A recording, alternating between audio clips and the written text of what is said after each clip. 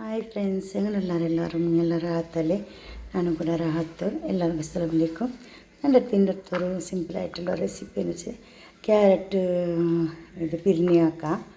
ಅದಕ್ಕೆ ನಾನು ഒരു ക്യാരറ്റ് എടുത്തിട്ട് തോലെടുത്തിട്ട് വെച്ചിരെ തെൽ ബദാം തെൽ കൊട്ട പിന്നെ പഞ്ചസാര ಅದಕ್ಕೆ വേണത്ര ഒരു 4 ഏലത്തരി പിന്നെ ರವೆ പിന്നെ ಮಿಲ್ಕ್ ಪೌಡರ್ ಪಾಲಪೊಡಿ. ഇപ്പോൾ ಕ್ಯಾರೆಟ್ ಈ ಕೊಟ್ಟೆ ಬದಾಮು ಇದು ಬೇಯಬೇಕು.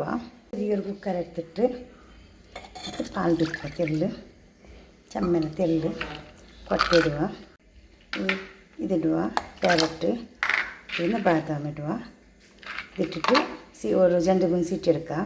അപ്പോൾ ചന്ത പേസ്റ്റ് പോലെ ആക്കിയിട്ട് കമ്പറുക, മിക്സറിട്ട് അരച്ചിട്ട് തെൽ പാൽ വിത്തിട്ട് അരക്കുക. അപ്പോൾ പാൽ വിത്ത തെല്ല് എടുത്ത് അരച്ചിട്ട് കമ്മണ്ടാണ്. അപ്പോൾ ഒരു ഇടത്തേക്ക് ഇടുക.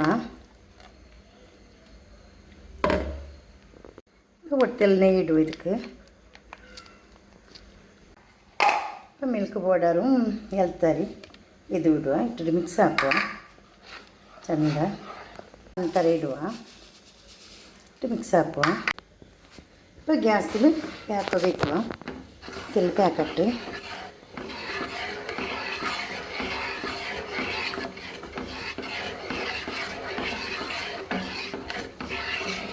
ಎಲ್ಲ ಪಂತರ ಇಟ್ಟಿಟ್ಟೆಲ್ಲ ಬೇಯ್ಕೊಂಡು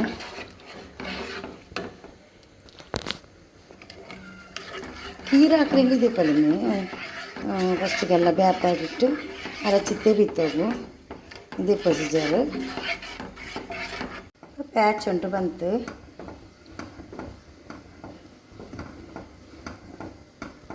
ಪ್ಯಾಚ್ ಮರುಬೊತ್ತಿಗೂ ತೆಲ್ಲು ಈ ರವೆ ಇಟ್ಟಿಟ್ಟು ಮಿಕ್ಸ್ ಹಾಕೊಂಡು ಬರನು. ವರ್ಕಲ್ಲಿ ತೀರ ಅನ್ಯ ಕಲ್ಲು ಬಲೆ ಅವರು ಅದಕ್ಕೆ ತೆಲ್ಲಿಟ್ಟಿಟ್ಟು ಮಿಕ್ಸ್ ಹಾಕಿ ಬರನು.